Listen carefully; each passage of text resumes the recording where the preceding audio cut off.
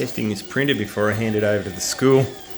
I've got a sample of aromatic coffee by Proto Pasta. Printing a hook here.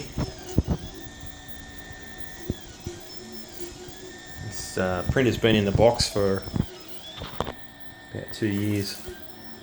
It's nice to see it come out of the box and print, no problem.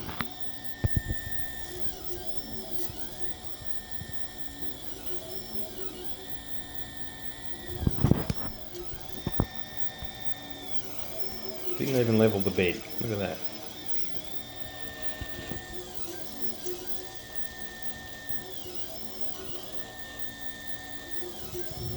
Thanks for watching.